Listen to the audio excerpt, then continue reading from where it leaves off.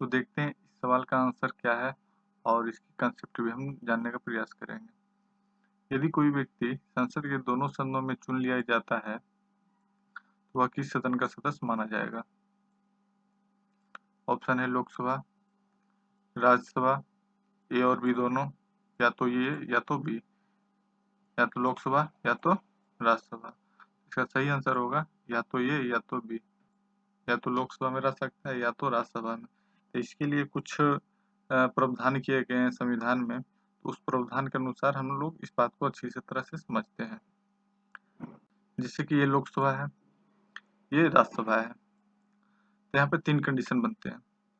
तो पहला कंडीशन हम लोग समझते हैं, कोई व्यक्ति है जो कि लोकसभा का और राज्यसभा दोनों का सदस्यता पा लिया हो, तो उसे 10 दिन का टाइम दिया जाता है ये डिसाइड करने के लिए वह किस सदन का सदस्य रहना चाहता है, या लोकसभा या राज्यसभा।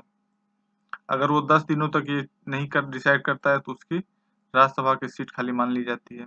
और दूसरा कंडीशन ये बनता है, कोई व्यक्ति है राज्यसभा में है और वो लोकसभा का सदस्य बन गया हो, तो उसकी ऑटोमेटिक राज्यसभा की सीट खाली मान ली जाती है।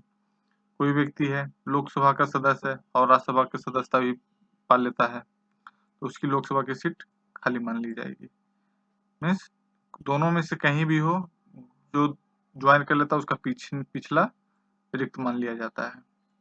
अब तीसरा कंडीशन बनता है, कोई व्यक्ति या तो लोकसभा में 2 सदस्यता पा लिया हो या राज्यसभा में 2 सदस्यता पा लिया हो, इस कंडीशन में भी उसे ये अधिकार है कि वो एक सीट को खाली कर दे।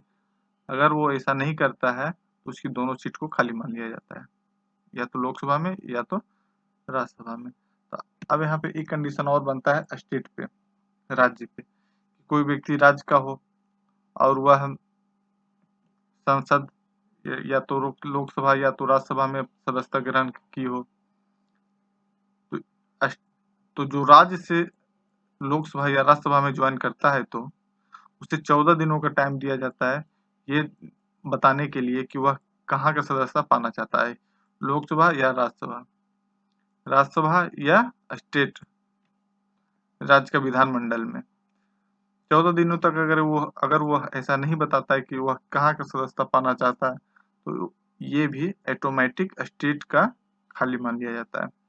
राज्य का विधानमंडल का सीट खाली मान लिया जाता है, और वह राज्यसभा में ज्वाइन करता है तो राज्यसभा की सीट मिल जाती है, और लोकसभा ज्वाइन करता है लोकसभा की। तो इसको कुछ नोट्स के भी लिखा हुआ है जिसके बारे में देख सकते हो। उसे 10 दिनों के भीतर यह बताना होगा कि उसे किस सदन में रहना है, वही पहला कंडीशन। दूसरा कंडीशन, अगर वह किसी सदन का सदस्य दूसरे सदन का भी सदस्य चुन लिया जाता है तो वह पहले वाले सदन में उसका पद रिक्त हो जाएगा, वही दूसरा कंडीशन हमारा। तीसरा कंडीशन, सदन में दोनों सीटों पर चुना जाता है तो उसे स्वेच्छा से किसी एक सीट को खाली करने का अधिकार, तीसरा कंडीशन।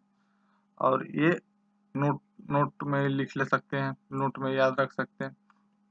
कोई भी व्यक्ति एक ही समय में संसद के, राज्य और विधानमंडल के सदस्य नहीं हो सकता, सॉरी संसद या राज्य के सदस्य नहीं हो सकता है, जो कि कंडीशन बता दिया। तो ऐसे ही कुछ कंसेप्ट को क्लियर करने के लिए हमारे आने वाले और भी वीडियो को आप देख सकते हैं इस चैनल के माध्यम से।